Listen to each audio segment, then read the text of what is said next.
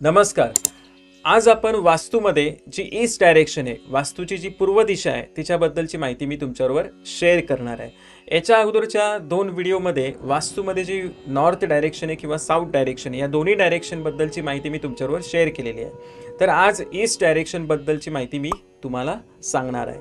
तर ह्या ईस्ट डायरेक्शनला कोणत्या गोष्टी असल्या पाहिजेत आणि कोणत्या गोष्टी नको आहेत. जर का इकडे निगेटिव्ह गोष्टी ठेवलेल्या असतील, तर त्या वास्तूमध्ये जी लोकं राहत आहेत, त्यांच्यावरती काय निगेटिव्ह इम्पॅक्ट होत असतो, ही सर्व माहिती मी तुम्हाला देणार आहे या व्हिडिओच्या माध्यमातून. आणि तसंच काय उपाय आपण या ईस्ट डायरेक्शनला करू शकतो ते सुद्धा सांगणार आहे. कारण का शेवटी रेमेडीजचा पार्ट हा खूप महत्त्वाचा आहे. कारण सगळ्यांच्याच घरामध्ये सगळंच काय आपल्याला वास्तूप्रमाणे बॅलन्स करता येईल हे पॉसिबल होत नाही.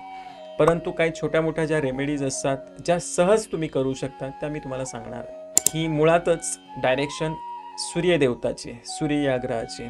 तसंच या डायरेक्शनला अष्टदिक्पालमध्ये इंद्रदेवताची डायरेक्शन आहे आणि तसंच अष्टलक्ष्मीमध्ये गजलक्ष्मीची ही डायरेक्शन आहे.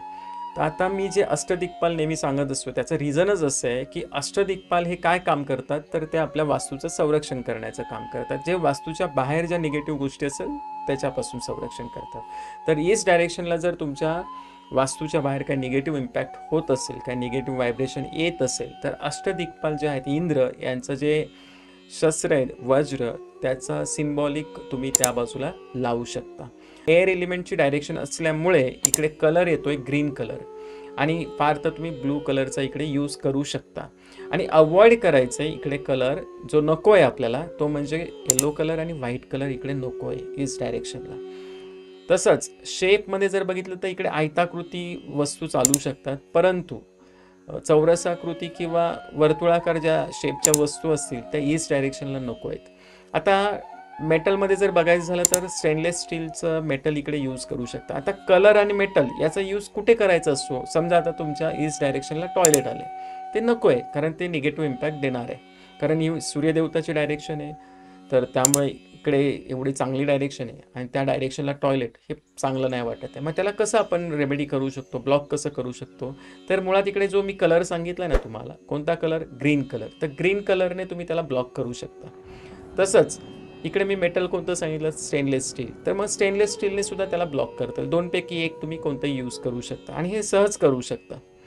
तसंच आता ह्या डायरेक्शनबद्दलच्या सगळ्या गोष्टी ज्या बेसिक होत्या त्या मी तुमच्याबरोबर शेअर केल्या. आता आपण थोडं पुढे जाऊया. तरी ईस्ट डायरेक्शन जर बॅलन्स असेल, पूर्व दिशा जर बॅलन्स आहे तुमच्या घराची, तर तुम्हाला काय त्याचा चांगला उपयोग होऊ शकतो. मुळातच तुमच्या घरातले जे लोक आहेत, त्या वास्तूमध्ये राहणारे लोक आहेत, त्यांचं सोशल कनेक्शन चांगलं असेल, त्यांचं नेटवर्क चांगलं असेल, तसंच त्यांची ग्रोथ होताना दिसू शकते. आणि इतकंच नाही, हेल्थला सुद्धा ही चांगली असेल डायरेक्शन, म्हणजे त्या घरामध्ये राहणाऱ्या लोकांची हेल्थ चांगली राहील जर का तुमची ईस्ट बॅलन्स असेल तर. आता ईस्ट बॅलन्स कशी करायची हे मी तुम्हाला अगोदरच सांगितलं आहे. मग त्या कलरने मेटलने तुम्ही ती ईस्ट बॅलन्स करू शकता.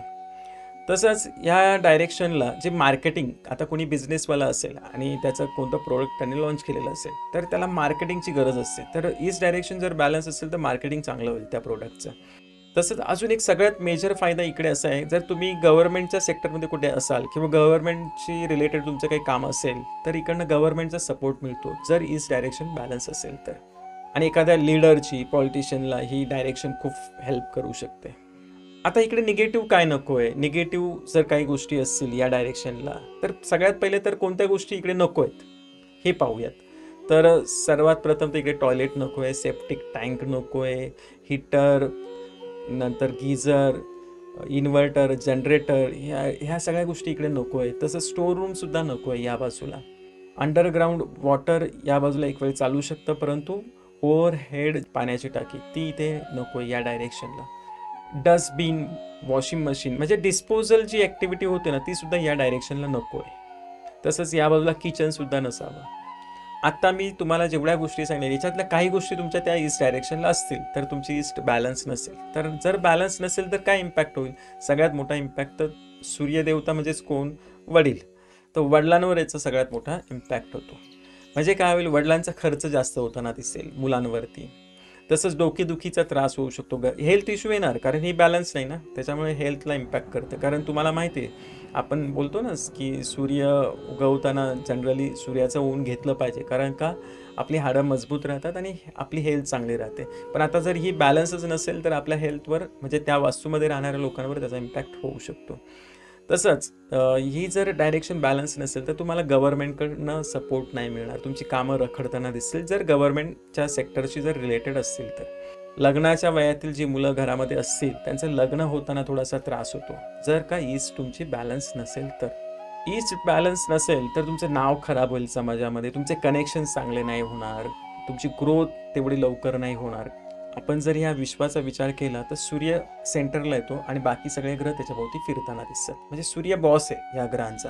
तसंच आहे, जर का तुमची ईस्ट डायरेक्शन बॅलन्स नसेल, इनडायरेक्टली सूर्यदेवतावर इम्पॅक्ट झाला, म्हणजेच कोणावर झाला, तुमच्यावर होणार आहे इम्पॅक्ट. कसा, तर तुम्ही जिथे काम करतायत तर तिथे तुमच्या बॉस बरोबर तुमचं जमणार नाही, किंवा तुम्ही जर स्वतःचा बिझनेस करत असाल तर तुम्हाला तुमची बॉसिंग बाकी जे तुमच्याकडे काम करतात त्यांच्यावर दाखवता येणार नाही, ते लोक तुम्हाला बॉस नाही समजणार, असं काहीतरी दिसेल तुम्हाला चित्र. का, तर ईस्ट डायरेक्शन बॅलन्स नाही. म्हणून ईस्ट डायरेक्शनला कोणत्या गोष्टी असल्या पाहिजे जेणेकरून ती चांगली आपल्याला त्याची व्हायब्रेशन घेता येईल, तर ईस्ट डायरेक्शनला शक्यतो जे कंपनीचे CEO असतात, जे प्रमुख व्यक्ती असतात, त्यांचा ईस्ट डायरेक्शनला जास्तीत जास्त वेळ गेला पाहिजे. म्हणजे त्यांचा बेडरूम जर या डायरेक्शनला असेल तर बेस्ट आहे, कारण ते प्रमुख आहेत. लीडर, पॉलिटिशियन लोक यांनी सुद्धा आपल्या ईस्ट डायरेक्शनला बॅलन्स केलं पाहिजे, कारण ती खूप महत्त्वाची डायरेक्शन त्यांच्यासाठी काम करताना दिसते. मार्केटिंगमध्ये जी लोकं असतील, तर काही बिझनेसवाले जे लोक आहेत त्यांचा मार्केटिंगचा जो झोन असतो तो ईस्ट डायरेक्शनला तुम्ही ठेवला पाहिजे, जेणेकरून तिथून चांगलं मार्केटिंग, कारण का कनेक्शनची गरज असते ना, कनेक्टिव्हिटी वाढली पाहिजे, नेटवर्क वाढलं पाहिजे लोकांबरोबरचं, तर ते ईस्ट डायरेक्शनमुळेच मिळेल. मग मार्केटिंगचा फायदा घेता येईल तुम्हाला, म्हणून मी सांगतोय. आणि ग्रोथ मिळेल मग कंपनीला, किंवा तुमच्या बिझनेसमध्ये तुम्हाला ग्रोथ होताना दिसेल, का तर ईस्ट बॅलन्स असेल तर. ईस्ट डायरेक्शनला घराचा दरवाजा आला असेल तर बेस्ट आहे, तसंच विंडो आली असेल तर तेही चालू शकतं. ड्रॉइंग रूम, लिव्हिंग रूम, किंवा एखाद्या बिझनेसवाल्याच्या इथे जर त्याचा मीटिंग रूम किंवा कॉन्फरन्स रूम जर या डायरेक्शनला केली असेल तर ती बेस्ट आहे.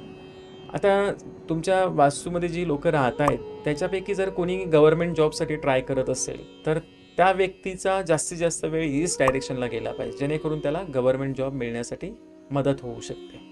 आणि जर ईस्ट डायरेक्शनमध्ये रेमेडी करायचीच झाली तर कलरची रेमेडी मी तुम्हाला सांगितलेली आहे, इकडे ग्रीन कलरचा यूज करा, नाहीतर इकडे जास्तीत जास्त तुम्ही प्लांट लावू शकता. फक्त एकच लक्षात ठेवा, मोठी झाडं लावू नका, छोटे प्लांट तुम्ही या डायरेक्शनला ठेवू शकता, जेणेकरून ही डायरेक्शन बॅलन्स होईल. तर आता ही माहिती मी तुमच्याबरोबर शेअर केलेली आहे. तुम्हाला ही माहिती कशी वाटली ते मला कमेंट बॉक्समध्ये सांगा. Thank you very much. धन्यवाद.